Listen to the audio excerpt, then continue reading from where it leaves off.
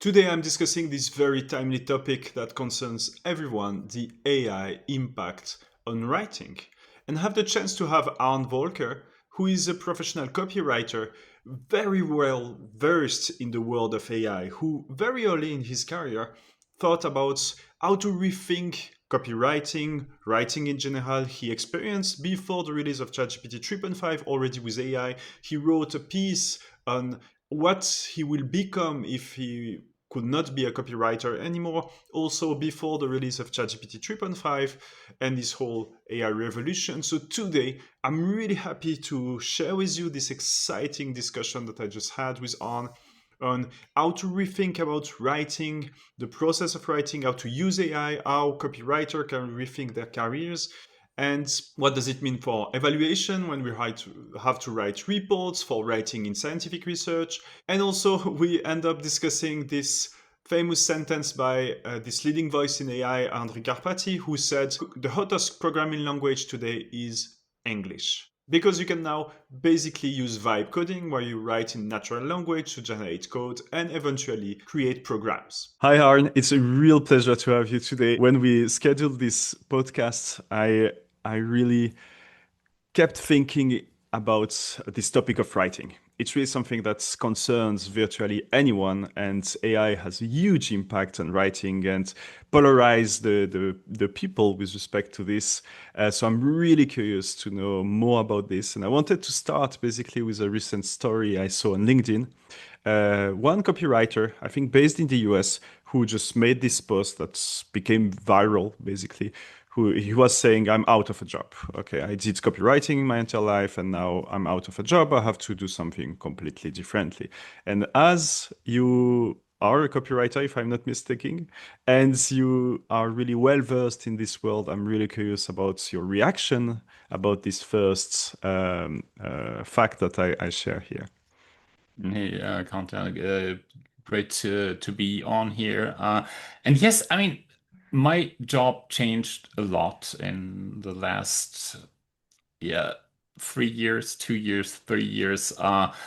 And I hear that a lot, and I guess it's pretty true in the marketplace that like the task of copywriting is kind of dying, or like filling a full-time job with only copywriting is, I guess, a thing from the past. Um, in my personal evolution, this felt like pretty much, I mean, like 2 years ago, I had a portfolio of clients. For one, I was more like a consultant, helping them write better and like fill their complete website with 800 pages with like 3 blogs each week. And so basically that's a segment of my consultant work where I basically didn't do the writing anyway. So I just help them find out what good writing is and define good writing and develop prototypes with them together so that other people could write. And other clients who booked me to basically just fill their online presence with thousands and millions of words, which I usually didn't completely do by myself either, because they wanted the million of words in like 3 months' time, and I wasn't even able to do so. So in this case, I booked freelancers who helped me, which I usually don't do at all, or not to this extent and not on the same level. So I'm not booking any juniors anymore to help me with those execution tasks. I sometimes, if I book someone, book seniors who help me like curate and judge whether the output is good. And this is basically what happened. Like the capabilities of LLMs to write decent copy will like surpass the junior copywriter. It will not surpass the curator and the judge of creativity in that case. And so that's why I came to, okay, like the usual, or like the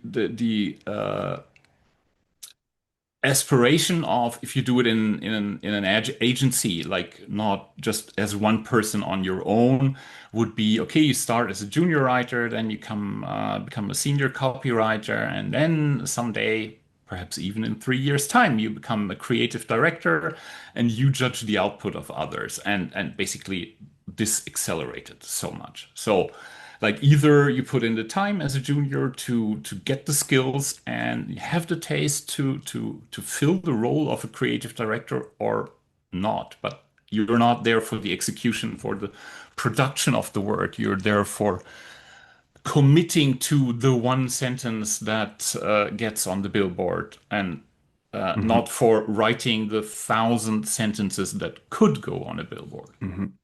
And to support exactly your experience and what you're saying, one of the guests on the podcast was a scientific researcher, Chin Hong Su, who basically wrote this paper, the A, who I'm not sure now. Whose job or who is losing their job to AI, basically something like this. She worked on freelancing, and indeed, she witnessed after the release of just ChatGPT 3.5, which was way less powerful than what we have now in November 2022, a sudden drop of about 20% on of job requests and demands offering on one of the major freelancing platform online for jobs that were more exposed to GenAI, in particular copywriting and this kind of ghostwriting Yeah. at the lower level. So basically what you're saying is basically this kind of junior, lower level is partially replaced, while now you still need this expertise to go beyond, to curate. It's really interesting how the nature of the job is changing. And this goes beyond writing, but also something we have seen and witnessed in other domain. Yeah, I mean, when I look back to this moment in time, like November 2022 and the beginning of 2023, so this was a moment where I saw it click for a lot of people. So basically, I was in the field earlier on, like I was interested and following the AI space since 2015, I guess, when Lee Sedol lost this game against DeepMind's AlphaGo. And so, at that moment, it was instantly clear. So this is going to happen to me too. Mm, So I am going to be the copywriter who replaces himself, which is was a weird idea and made people laugh when I said it back then. But basically totally non-actionable because I wasn't able to get my hands on technology that would actually help me do something meaningful. And then in 2018, 19, I stumbled upon stuff that was then called natural language generation. There's basically one open source project that actually still alive from that time is Rose NLG, which is basically just grammar. So you could say, okay, Quentin book, and it comes to okay, perhaps it's Quentin's book. So if you gave it all the information, and you could do this in structured table or JSON object, then it could form sentences from that. And that's basically how at that time Reuters did financial journalism, like those small reports, like if the banks don't send an analyst, we won't send a journalist, and weather reports where you basically needed to repeat the same kind of information that's basically tabular. So basically, it's all data in tables. So why would a human sit there and write it out and except from if it's on TV and they need a presenter and a face to this. So that was the level that was possible there, and that got me hooked. And then I dabbled with GPT-2 and found no sense in that, and got my hands on GPT-3 in April 21. And I said, hey, I was so euphoric about that because that was the stage when it replaced juniors in creating sheets full of possible headlines. So Mm. it was so off and so weird, but if you would have it like produce 2000 headlines, the statistical nature of the game would make that there are like five shortlist candidates among them. And this is where thought about, okay, I might not need additional humans for the first draft, and I will be faster just because don't have to be the judge of my own work. So because humans are good creators and humans are still excellent judges of creation, but usually I am not this both at the same time. Because if I'm the judge, I can't create, and if I create, I can't judge. And I guess that's still very much true for most of commercial creation, especially with words, but yeah, I guess also in music and art, most people can't judge their first draft. Mhm. Not today. Like, Yeah, and we see here the advantage of GenAI, this availability, the fact that it doesn't get tired. So 24/7, you can ask for these 200 options. So sure, there's cost, and we can discuss this also, or consider, or just have it in mind that there might be also environmental cost if you keep prompting to get tons of things that are not very high quality. But still, I mean, on the productivity side of things, you do have this massive advantage that it's always there. And at any point in time, you want to brainstorm, you want a set of options, and you can get it. So for you, it really clicked. And what did you think about 3.5? I mean, I don't know, 3.5 and ChatGPT, when it came out at first, was I was disappointed because I Mm, mean, everyone was raving about this chat interface. And I found, okay, so it's still basically the same model I have been working with before, just in a I see. now in a chat training, post training, and not in this completion form. Mhm, And I totally didn't get the point because like old school was, I mean, to do a to do a completion that makes sense, you had to deliver a couple of examples. So question answer, question answer, question answer, question. And then the model came in and provided like the fourth answer in the series. So you always gave it, I mean, you were forced to prompt it in a way where you had to give it patterns. mhm, And so then there was this chatbot supposedly knowing everything, and people just posed questions and there they got answers. And they were so euphoric. And I said, and that's what you're happy with? And I mean, this so like, and like in late summer 2022 or so, I was telling about people what I'm doing. It says, yeah, okay, wake me up when it's working. mhm, And then ChatGPT came out. Everyone was saying, oh, it's working. It's so great. And I thought, okay, this is a step back. Why would I want a WhatsApp style chat UX for generating results that are worse than what I did in October without that? So, mhm, but I mean, basically, you can still apply all the same principles that were able on the playground or still able on the API yeah. in the chat, and I can still simulate also in the chatbot. Like, okay, imagine we had this conversation before, and then they like Mhm. started like the old way. But the Yeah. breakthrough was that basically you had the proficiency and knowledge to basically use a complete the completion, the first type of tool, without the additional layer of being a helpful agent, yeah, agent to help you with the conversation pattern. So you had this knowledge, and I guess the breakthrough was that people without this knowledge and time didn't want to invest this time or know how to do it, could now do it like this and get some answers.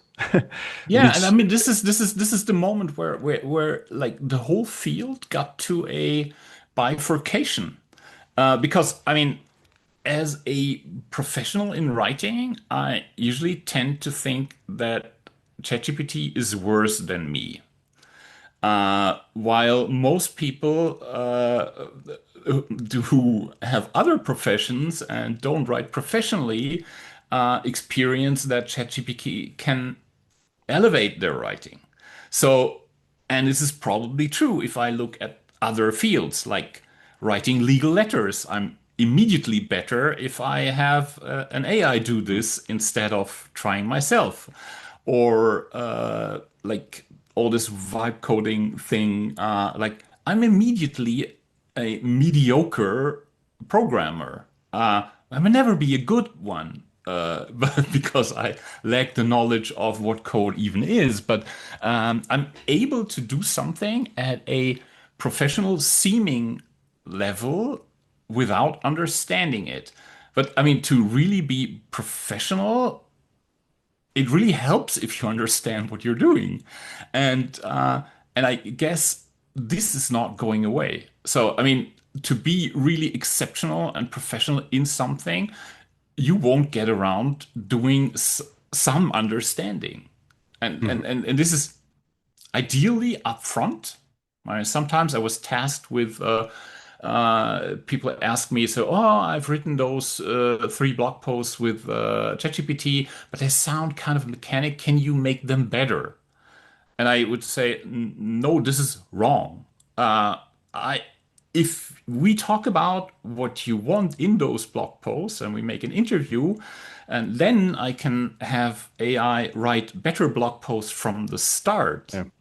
instead of, I mean, fixing what went wrong in post-production is completely the wrong mindset. But what I do now sometimes is like produce ideal prototypes in terms of style and do extensive qualitative interviews about what should be in it, and then AI can remix like the subject matter with the style examples. But I mean, both like the interviews and the style examples are still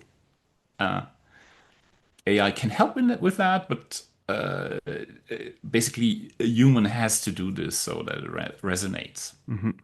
What are the models you usually use? I'm admitting to be a Claude fanboy, Mm. very much so, and that's pretty much because it's kind of unopinionated, but picks up on examples really good. So, I mean, all this discussion now that people love the style of GPT 4.0 and hated when GPT 5 came out and everything was different. Uh, they're both opinionated. 4.0 has an opinion about how it wants to sound, wants no agency Yeah, in yeah. there. But of course, but the system prompt gave it like the impression of agency. So it sounds like it sounds. And some people call it sycophant, and rightly so. And GPT-5 is sometimes going wildly into purple prose, which might be okay for some creative purposes. I don't like it at all from the style perspective. I like GPT-5 for its logic and for the way it takes a mess of an interview and extracts like logical units and semantic units for helping me structuring a greater piece. But no, but Claude really picks up well on examples you give it, and that's kind of old school prompting, and that's what I do. So I'm happy with Claude. And while thinking about this, and also, did you use or tried a bit Gemini 2.5 Pro? Because that, Yes, I did, and this is basic Gemini 2.5. Either in the Flash and in the Pro variant are like basically my daily drivers if I have mm, like quick questions about something because it usually kinds of grounds the answers in some kind of search and just I guess the least knowledge cut off and to my anecdotal evidence like the least hallucinations on Hmm. facts. Hmm. So it's my go-to for research, not even research. Some I use Perplexity a lot there Hmm. because I like their way of how they chunk the question before they even go search. Yeah. But but I mean, basically, I use Gemini a lot for yeah, like how should I do this, or which tool should I use for that, or like so instead of like resorting to what comes to my mind like as a how could I do this this is pretty much ending with Gemini and then I actually started using Claude Code a lot, which is pretty much off-label because I saw people when they did their vibe coding that they also did project management with that. So and like basically formulating what they want done as a product requirement document and says, oh shit, okay, this doesn't even need to be about coding. It's about like how do I do a navigation on a website? And if I have those 120 pages on a website, what should the navigation should be? What should I do in the footer and what's in top navigation and what should I do on the start? Because it's just in I thought makes no sense with like just only 200K context window, but the agentic search is so amazingly good that they built there and not just on code basis. Basically, I cannot even judge it on code basis because as I said, I'm not a programmer at all, but agentic search on vast content bases, Hmm. like the complete crawl of a website with 300 product pages and 800 blog pages is amazing. And And very useful in your domain or for some task you have to do.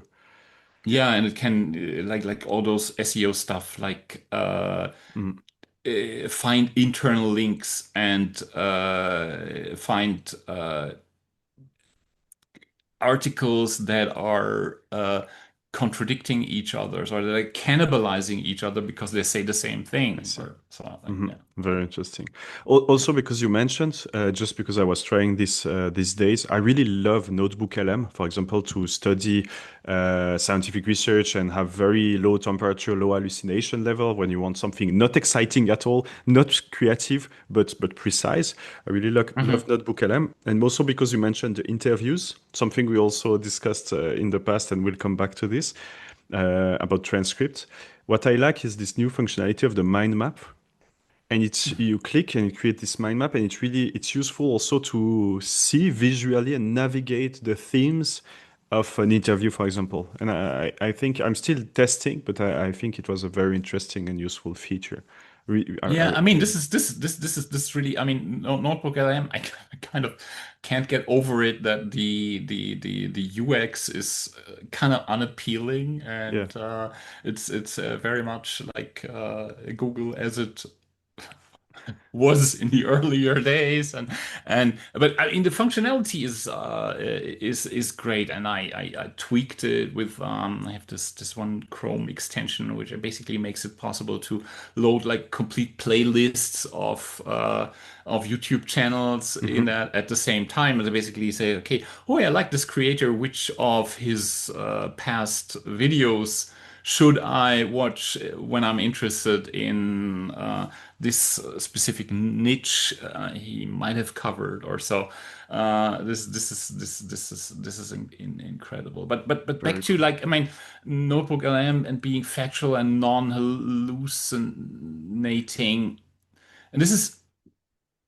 I mean, there's this like the two ends of the spectrum, which is one is being dry to the bone but factual and grounded in a lot of facts, which you then have to deliver. And the other thing is to be like wildly creative. And I mean old school or if like programmers, if you call the LLM via an API or use a playground which Mhm. simulates that, there is a setting, it's called temperature. When you just use your LLM via the chatbot, you're missing out on that very little feature which does a lot, which basically makes the difference between ChatGPT 5 writing purple prose when writing prose, which is definitely too high in temperature, uh, Mhm. and and NotebookLM, which basically Yeah. probably I don't see it, but I Yeah. guess they have set temperature to 0 so that it goes only with what it retrieved, Mhm. which ChatGPT, as there are leaked system prompts that I never admitted that they're Mhm. true, but I mean, there are regulation rules in the system prompt about how little it is supposed to quote literally. Mhm. So probably a way for OpenAI to cover their ass. So since we have stolen or like Yeah. since we have appropriated every book on the planet, Yeah. we will at least not quote it in chunks that are too long so that our legal department will slap us. Mhm. So yes, Notebook LM and temperature close to 0 will help you to get literal quotations Mhm. which you supposedly do on your own material because otherwise you shouldn't use it. Yeah, yeah. So just to be sure that it's clear for everyone, it's a very good overview. So indeed, you have this in LLMs. You have this parameter that you can tune temperature. It's called temperature because it reflects or parallel with like physics in a system. It's higher temperature, you have more randomness. And basically, you know that to the audience that LLMs try to predict and complete the next tokens or words, let's say, to simply. So you have a set of all the potential words in the English language with some probabilities attached. It's more likely that you say this or that. And basically, if you change the temperature, it will take also it increases the probability that you take not only the best words with the higher probability. This will be a temperature of 0. You always take the first one, but you have something that's more random, creative, but creativity, as you explained it perfectly, comes at the cost of factuality. And basically, you have this tension, and that's why sometimes we say like hallucination are not a bug; it's a feature. It depends the purpose. You want something exact, as you suggested, you go to NotebookLM, low temperature, not really creative. You want to create stuff where you can judge the output to have creative titles for your next article, you go with something with a higher temperature. And in AI Studio, where I use basically most of the time Gemini 2.5 Pro, you can tune it. So you can play with this and see, which actually, honestly, I never use. I just thinking now that we are discussing that instead of just changing platform like NotebookLM or Gemini 2.5, I should also try within Gemini 2.5. I never did it. Yeah, Uh, hey, oh, this is really a good point. And then back to like running the same prompt over and over in the same model, but also in other models, of course, is a legendary waste of resources. But I mean, you can only afford this non-factual high temperature working if you then produce a lot of s- random samples. Usually, the chatbot is trained for giving you the best possible answer at your first try, which makes it, per definition, very much mainstream. So it has like tries to be IKEA. It's like stylish, but for everyone. Or Hollywood, like it's mainstream. So it's supposedly liked by the vast majority of people, and that's the nature of real life fine tuning. So like people vote for it, and so they have liked it. And you had this other episode with Noah about judging creativity. And yes, this is the nature of fine tuning. Like untrained people, but with their layman's taste, decide oh, it's something that I like, and this is what happens in stores at IKEA. People buy stuff that probably fits their homes. So Mhm. if you want to be creative, you have to somehow get out of the.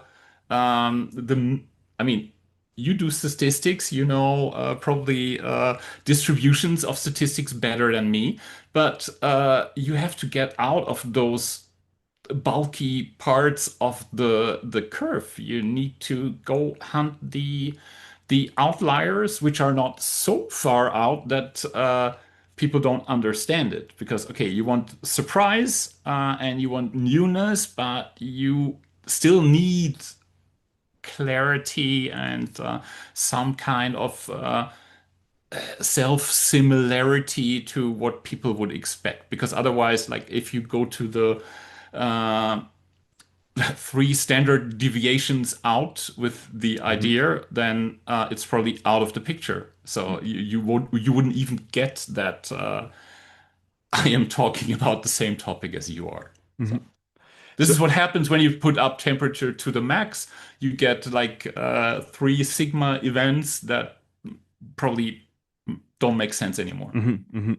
So this is a perfect transition to ask you what will be your advice for writing for in general. So I'm curious. Maybe start with general advice for people how to use GenAI for writing and what they should be careful, what kind of tools, and then we can also then we'll transition to copywriters. I would say. Okay, think first. I mean, when you approach the your LLM of choice, you should have an idea what you would write if you were to do it yourself. So that means you should have some random idea about the topic. You should be aware of what kind of writing you like and what you don't. And so it's basically subject matter and style, and you should know something about that. And this is two distinct areas: subject matter and style. And then perhaps if you go into something that has rules, like a screenplay is to be formatted in a special way, or a tweet is less than 280 characters, and a LinkedIn post is around 300 or 500 words or so, you should have an idea about the format. Like, what are you aiming at? And do you want emojis in your LinkedIn post or not? And do you want hashtags or not? And are you willing to present every sentence on a new line, or do you feel the need for at least some proper paragraphs or so? So this is like maybe in professional writing, maybe the third category. Usually, like for layman's, approaching like everything that you don't do for professional writing is approaching subject matter and style. And for professional writing in academia or social media or journalism, you probably need some idea about the format that you want to approach. Mhm. And then you basically have everything that you can have your LLM remix for you, and you're pretty much there. And it's amazing. Sometimes with that, like good style examples, like if I actually if I go through my past LinkedIn, take the nine posts that I really like and would like to do again. It's not completely data driven. I don't have to take the ones that got the most likes, Mhm. or so Mhm. I can go completely on other dimensions of how I judge this. So like how I choose my. A lot of people who do like data-driven social media would say, okay, to take the best performing ones. Okay, that's one choice. You can make other choices. But you need your sample, and then you can have the machine, your LLM, produce lots of output, which you can then judge. Mhm. So I would do a lot of work upfront, then let the LLM do some magic. Never just produce one output. but at least three, so that you have something to judge. Mhm. And then you can perhaps like, okay, this is the best one, but I like this sentence from the other, and then do some final touches, and that's it. Mhm. It works pretty much for everything for everything short that's inside of the output length. Because this is a tricky thing. Everyone's talking about context window in terms of how much you can put in the into the LLM, but output windows, I mean, they're getting better really fast. Right now, this summer, in spring, there was only Sonnet 3.7 who could give you more than 10,000 tokens straight output without getting really weird. Mhm. So for everything long form, like a book or so, you will have to chunk it down to have the individual output not surpass the border of senility or whatever you would call it, because then it tends to randomly repeat itself, introduce redundancies, and which you will never get out, and then spend a lot of time reading to correct your LLM after the fact, which Mhm. is a waste of human time. Mhm.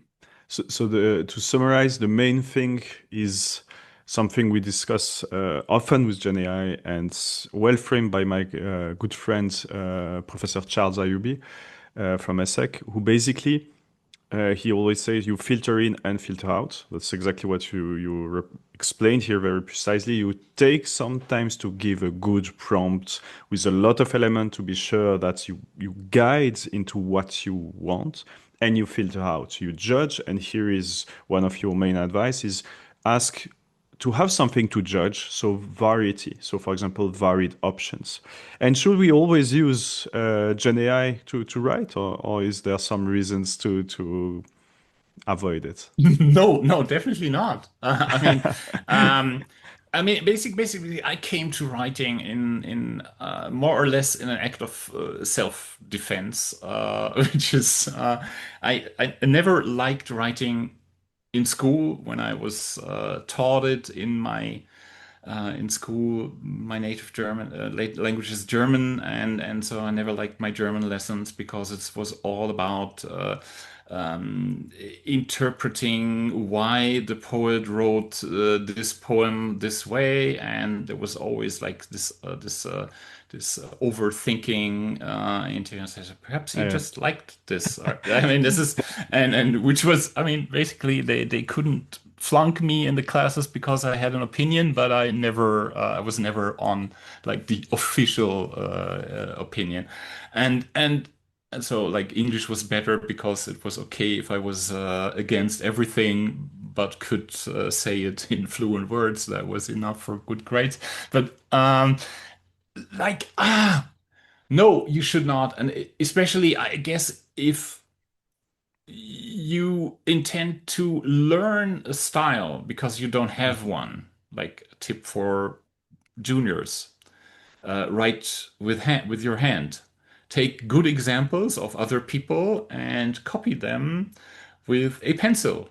So, so it's like there's something weird about muscle memory and the embodiment which we have and LLMs don't. And so, if you want to build your taste and your style, do writing by hand, or like I mean, insane for writing advertising copy. If you have just like one headline and like those little 300 character pieces of copy on it, basically I type them out perhaps like 30 times. hmm. Like I'm this just this little piece of copy there, and you have like I created the variation that I now sometimes ask from LLM in my mind, because in the 10th iteration of writing the same sentence, it hurts to write the word that is wrong.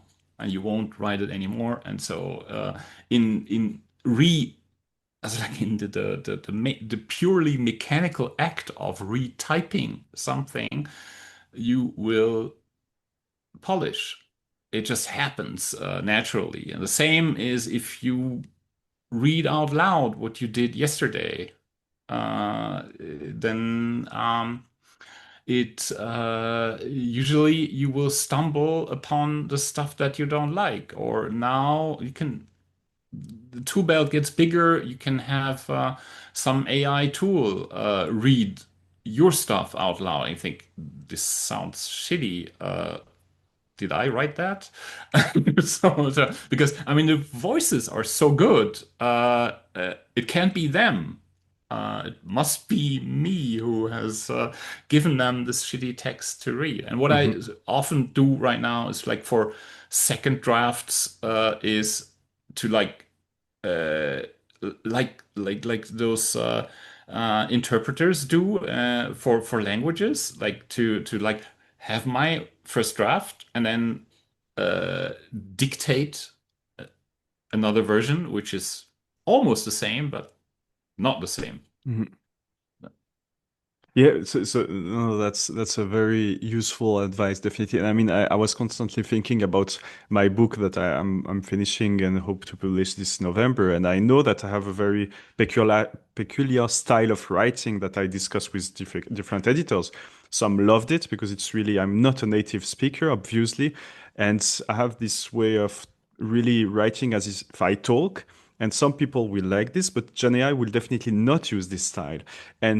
And use different words. But in the sense, I like this uniqueness, this tone, these things that maybe, as you said, some people will like. You're outside of the distribution, outside of the middle. You're really in one of the Mhm, away from this median, I mean, whatever, or mass at least of distribution. And some people will really like it, and I'm mhm, here for this. I'm here to propose something that will not get out from this GenAI. So I mhm, really use it for the book, just asking questions and sometimes grammar. Sometimes I really struggle. I'm not a native speaker, so I have the sentence, what I want to say very clearly. I write it, but it's too complex. I'm not sure if I should cut it or not.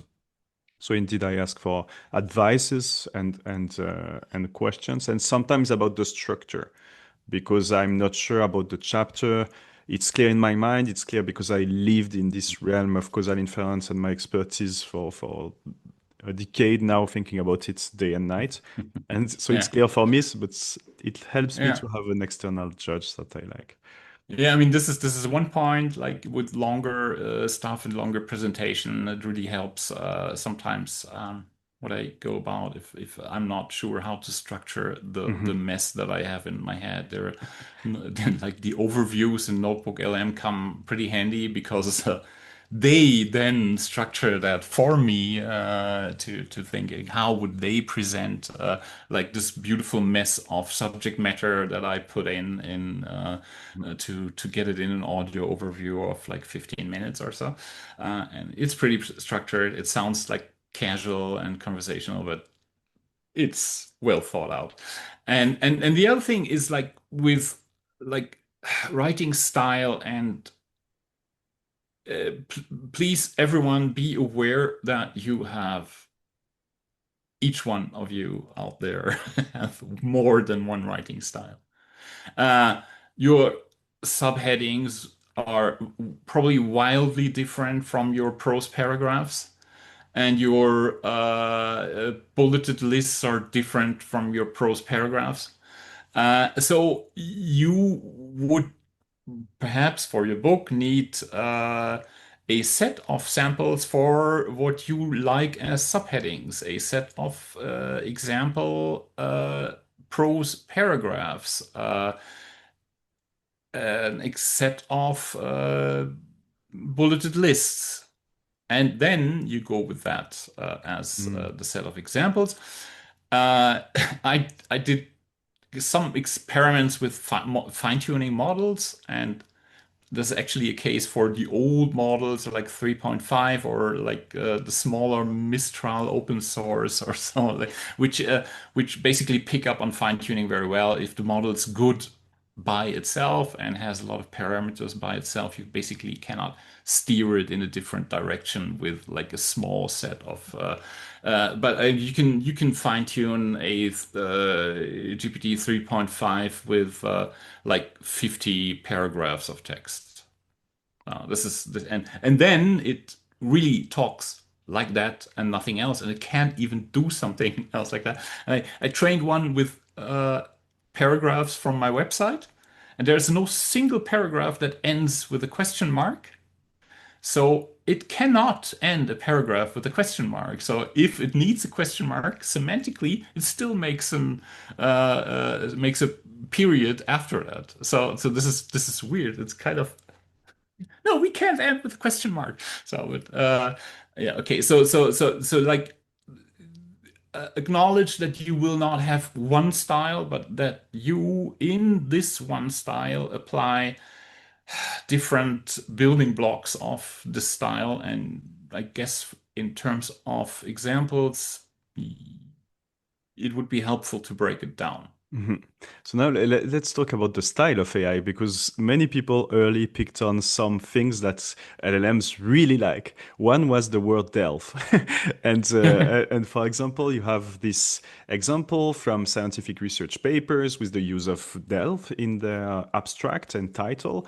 And you have like nothing, nothing, nothing, and an explosion of usage of delve, which is a good proxy to say, well, we are using definitely in scientific research extensively LLMs to help writing, which I think is a good thing, because researchers are not necessarily trained. They are not all native speaker in English, but will write in English. So to level the field, I think it's a good thing that we have these tools to help, because I met fantastic researchers that were bad at writing and really struggled to publish well. Because unfortunately, even in scientific research, we really subject to good writing, to having a nice hook, a nice storytelling. And this matters way more than it should, probably. So the other one, so maybe the word delve and the M dash is something I saw also a copywriter rant online. Not sure, I don't, I mean, not rant, but discuss vividly, let's say, online about the fact that he always used this, and now people are like, as soon as they see the M dash, say this is AI generated text. So what do you think about this? These kind of things that AI tend to overdo, and the fact that people actually want to hide the fact that they are using AI. Okay, I mean the thing is, I mean the whole. Let's start at the end. Should you hide that you're using AI or not? And I I I guess it's normal. You just use it to some extent. I mean, I would guess that it's bad writing in the sense of it's mediocre writing if you use nothing else, and that you don't add your own prototypes before and judgment after. So then it's just sloppy. So like you wouldn't print your first draft either. I mean, you need writing is rewriting and rewriting and rewriting, and if you want it done good, you have like multiple passes. Some people boast that their nonfiction books had like 19 passes of editing. So this doesn't go away. I mean, this was so when it was all done by humans, and you can now delegate some of those passes to AI, but I strongly believe that you still need multiple passes. Otherwise, you shouldn't publish. So this is the one thing. And then, okay, I am very much for using the M dash. I took pride in that I was able to do correct typography and use the longer dash and not just the smaller one if I want to delimit chain the train of thought in a sentence. and I use colons a lot, but not more than once in a paragraph. And so basically, I had my set of rules for that. Hmm. So, and of course, AI was trained on a lot of written material, and since like not everyone's email was in the training set, but more or less professionally written material was in the training set. It's actually nice that it is able to write professionally.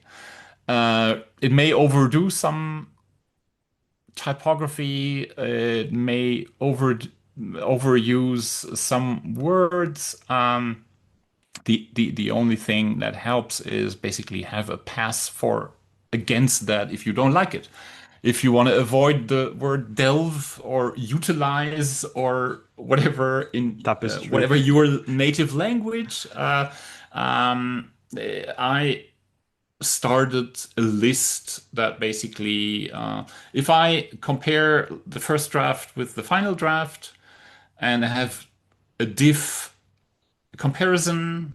I know what words I took out. I can create a blacklist from those words and I have them flagged or filtered out or be replaced deterministically against tasks to redo the work, which is sometimes still, I mean, if for people who are producing automations or like mass emails or personalization or stuff like that, there are steps in the workflow which can be done by an LLM, and there are still other steps that should be done by deterministic pieces of code which check for this one thing, this one word delve, or like in Swiss German in writing, in standard German there is this letter SZ, the scharfes S, which doesn't exist in Swiss German orthography. But yes, I can prompt that away with a prompt, but if it's part of a larger prompt, usually gets forgotten. So like the instruction following, if that's the only prompt, is pretty good. But if that's part of a 60-line prompt, then it usually gets dropped. But it's so easy to do a simple search and replace in a very deterministic way afterwards. So there's still a lot of reasons for writing with your own head, writing with your own hands, and do super simple deterministic steps that you would have applied 10 years ago anyway. Hmm. So I think this leads perfectly to basically the last chunk of the podcast, which is it will go to vibe coding eventually with the following question. How did you so you wrote this piece actually. What would you do with your life if you cannot be a copywriter anymore? And what basically is the answer today? And what are your advices to other copywriters that question their line of work today? I mean, the thing is, thinking about that, being a copywriter was anyway a pretty niche job even in the agency world, because I mean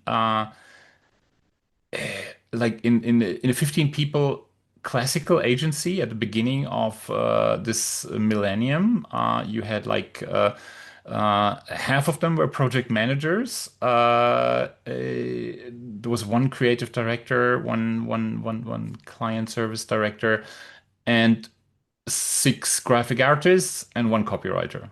So that's like the head count. So with when you produce more content heavy things like websites with more copy, then you perhaps have more.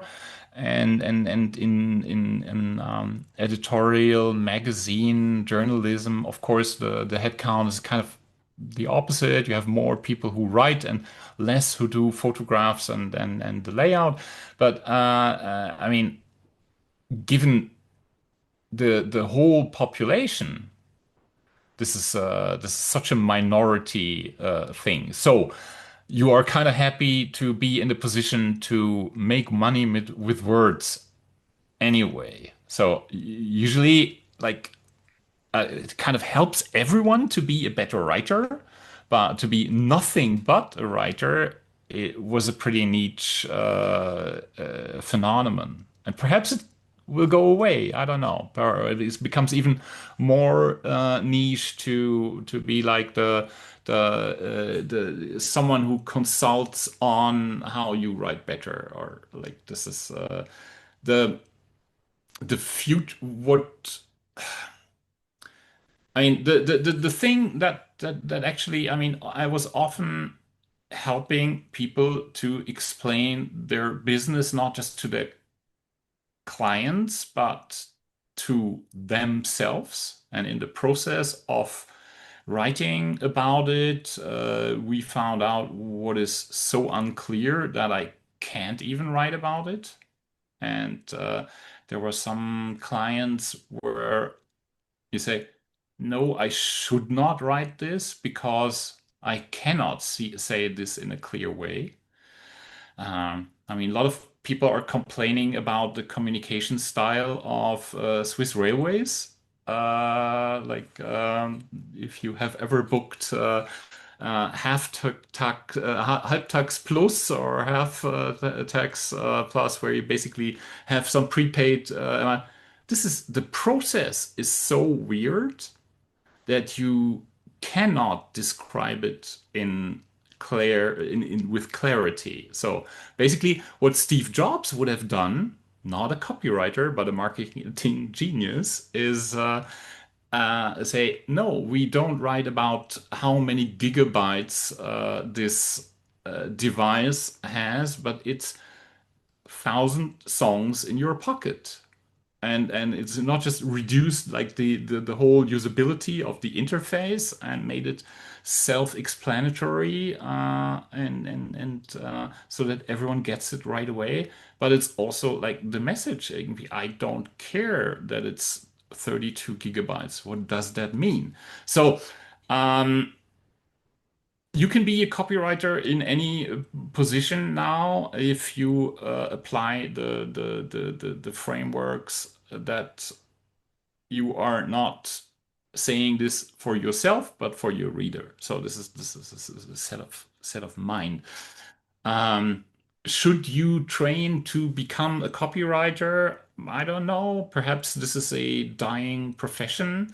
Should you train copywriter writing as a skill? Most definitely. If I mean, whatever. If you are a designer, it helps if you can put functional headlines in your design so that people know what it's about, and write the words that are on the button and not just some gibberish blind placeholder. Are you an entrepreneur? You should definitely do some copywriting, and it also helps you when talking to clients, because if you already know the words and you don't have to think what the words are when you need to use them. So yes, of course, learn copywriting, try different styles. Perhaps don't hope for it to become a full-time profession. And as we discussed offline also before, you shared this with me in one of the piece, if I'm not mistaken, you wrote, or at least it referred to another piece, who basically cited Andre Karpathy, who was the CTO of OpenAI, who basically is one of the leading voice in AI today, one of the most important figure, said the hottest coding language, programming language today is English. Which leads to vibe coding, which is something you're doing, right? So your capacity to write, explain is today something useful to create codes and program, right? Yes, I mean this is really weird, because I mean, going back to like the portfolio of my clients, I still have the clients to whom I was consultant anyway, but most of the time I don't the clients that found, oh, this is good writing, but it's too expensive, are doing the stuff themselves with ChatGPT or whatever. So, and a lot of those smaller ones who found me too expensive are like startups. So I say, okay, so now if those technical people who have hired me for writing do the writing with the chatbot and are distinctly mediocre with that. So why don't I switch this around and instead of writing good copy for their good product, and write the copy for the product that does not exist and produce the product myself. So like in a very the same way. So they replaced me, I replaced them. It's just a tit for tat thing. So actually, yeah, I'm able to just dabble around with features that I would have liked to see in software that are just not there, and say, okay, I'm missing that feature, so why don't I write it myself? And of course, this is horrible. Probably has millions of security leaks. I wouldn't recommend it to everyone out there, but the capability of like prototyping stuff is great. And I mean, I may be predisposed to do so because I have worked professionally in digital projects that have been done, and so I'm kind of used to thinking in requirements. So that like instead of describing what people should do, I can also say, no, people shouldn't do this. They should do this and this instead. So a user who wants to check out has to answer those questions, but not those other ones. And I have an opinion about that. So if I can, and I was able to write requirements for other people's coding before, so that may help in me vibe coding decent stuff. But Mhm. So I have a very, let's say, a strong opinion with vibe coding. So I see where it's incredibly useful. I also, so for example, creating my personal web page, it was very useful. It just CSS, JavaScript, and HTML basically. So nothing too dangerous here. But indeed, I've seen also people create entire platforms today based on vibe coding with hundreds of thousands, sometimes of monthly users. And they knew and accepted when I talked to these founders that everything was shaky. And it creates huge security leaks and cybersecurity problems. But here you said something very important that I really appreciate is if it's for yourself, basically something you'll deploy yourself, not push in production for hundreds of thousands of users, you're perfectly fine, probably. Things are working, you keep the control, you don't share data with other people. And in addition, I really like this example of prototyping because it really helps the solo entrepreneurs and people to build prototype easily. And I think that's a fantastic use indeed of vibe coding. Instead of just saying with like you create some images and this is the MVP, you can create it and show it to potential investors, users, clients. So I think that's a great example. I have two things that I want to ask you before we finish this discussion. The first is a bit of a tangent related to writing, because I'm an educator. I spend a lot of time teaching. I have more than 1,500 students every year. And I mean, the act of writing is very useful for learning and for evaluation as well. And us in academia, where I still teach, we are kind of lost with this evaluation where people have to give a report. Because in many situations, if there are some simple tasks to just test the knowledge that we cannot do anymore. So now basically I turn when I can with smaller classes. Sometimes I have 900 students in one class. So obviously this is out of the options, but sometimes I have 20. And when there are 20, I move basically to live presentation where I can discuss with Q&A live, avoiding them to check for these tools. But generally speaking, what do you think about this fact that potentially students, people who learn, juniors, are losing eventually, arguably, this act of writing, which is so necessary, in my opinion, to learn? yeah, this is a tragedy. I mean, I don't know. this is if people would lose this ability, this would be a tragedy. So let's frame it that way. Um, in If you take the average adult population of a Western civilized country, uh, like among all 40-year-olds, I guess 90% have lost this capability anyway, like already 5 years ago. So basically, everyone was forced to do so in school.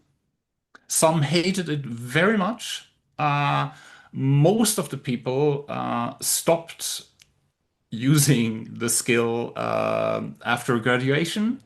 And if high school was their highest graduation, they stopped with 19. And if they went to university, they stopped with 25. And if they hated it very much, they dropped out of high school. So basically, most of the people have more or less deliberately lost this capability anyway. Sorry to say so. So probably even an elitist thing to discuss, even like, and so what I have a hard time imagining is that those who aspire to be great thinkers would ever want to deliberately stop thinking by hand. Like, and this is, I mean, this is, I can, when I use live transcription, I can dictate out probably, I don't know, I counted it, usually in half an hour of stream of consciousness writing, I will probably write about 800 or 1,000 words. And if I spit out 30 minutes of narration, it's easily 5 times that.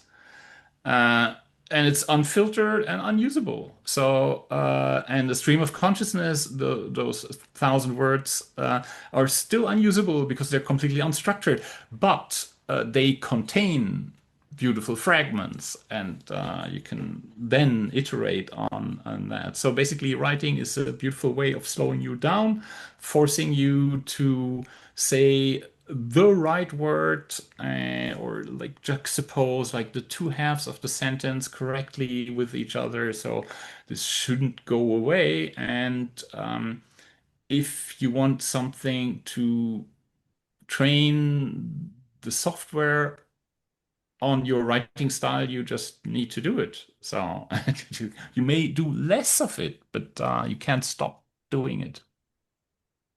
And so to your students, I mean, of course, they perhaps, I mean, let perhaps a way to make it desirable to write would be like, hey, prototype something, prototype a training set for your LLM, so and show me that you can get it to replicate you. So this is not let it do its thing, but basically show it, like show them a way which makes them think, oh, okay, I can be distinct and I be myself, and so the LLM becomes a tool for an extension for the way I think and I write. Very interesting advice. No doubt about this. I'll keep thinking about this. I have one last, which is directly related to this, but it's turning to the future. How do you see it? And in particular, if you also fear this homogenization of the content, the way we write, and basically a reduction of this diversity, beautiful diversity that we have with writing today, because as we iterate with GenAI, even if we have our style, maybe it cuts some shortcuts, some mistakes maybe that I'm doing that will make it more unique. And yeah, what do you think about this? Do you think the evolution of models will reduce this or not? Or is it a good thing that actually we make less mistakes? One last thing that I want to add with this, I wrote this post on LinkedIn once that was actually I like seeing typos in emails and in posts because it feels like more raw and more direct with the person than I know there is a higher chance that there was not this filter in between us of AI. I mean, This is weird. You can see the pendulum swing back, especially on LinkedIn. There was like this one guy, Startup Ideas podcast, Greg Eisenberg, I guess he's called. He had a phase. He's not doing it right now, I guess, where he basically wrote his LinkedIn posts all lowercase and not no paragraph breaks. And so as if it were completely sloppy. But him and he's an immense following, and this is so well thought out. And he just pretends he doesn't care. So feels very authentic. It's like and it's like in the way he would speak. So this is very much like the equivalent of making some little typo errors to just make it feel more human. And I see the pendulum swing back. The better ChatGPT and Co can help us create the polished, well-looking text, which is yeah, kind of mediocre, then people will look for ways to stand out, and that's basically the fun part of it because if everyone is able to do something, it's devalued. And so the search for the new standout begins. And some people will be inventive and innovative in ways to stand out with language. And perhaps they will be copied 6 months after or 2 years after, and then the pendulum will swing back. But that's pretty natural and normal in all things innovation. So you do something new, you are copied. If you are a leader, you invent something new. So that's basic. I don't see any scare in that. And if you go to the volume on social media platforms, of course, everyone now says everything, but if it's mediocre, I just don't care. And will have algorithms that even clean my inbox from newsletters that I have not opened too long. I just don't see them anymore. So basically, everyone telling you, you must get off the social media platform because then the algorithm dictates who you will see. You need an email list. Okay. You don't need me on your email list because gonna get filtered out anyway inside of my email list. So this is the other side. It's not even large language models. This is just completely different prediction models. Will I look at this thing or not? Mhm. Yeah, so I'm really curious to see also where this leads with writing. And indeed, I mean, I see also this clearly positive impact, as I said, for example, in scientific research, where leveling the field is useful for Mm. writing. And also it allows, related to something you started the podcast, so I want to circle back, that maybe also copywriting change from creating to curation, which is also very useful. Same for many, for example, for scientific research, where basically it allows to devote more time on your expertise. So for scientific research, it's not writing. It will be doing the research. And then it helps to basically automate some parts that are not your expertise, that you will not be able to do otherwise. And probably the same with many technological change. I love to take the example of the ATM in the US, where bank tellers thought they would disappear while the sector and hiring rates increased when the ATM was released in the US. And moreover, interestingly, they could focus on something more interesting. You could automate this task of counting money where humans are not so good and it's a bit boring. And they could focus on concealing, which is a very human task and useful, more intellectual and motivating task. There's one in this ATM thing you mentioned right now. There's one really hopeful moment for people who would want to make copywriting their profession or part of their jobs. Is there's a lot of one-on-one sales interaction or support interaction, which is now done by human, and if replaced by chatbot, sounds robotic. If written better, scripted better, it could move into a okay. So then the bot replaces the sales agent, but I mean the bot still needs some good sentences to say. So that could mean that copywriters work in completely different fields where they have not been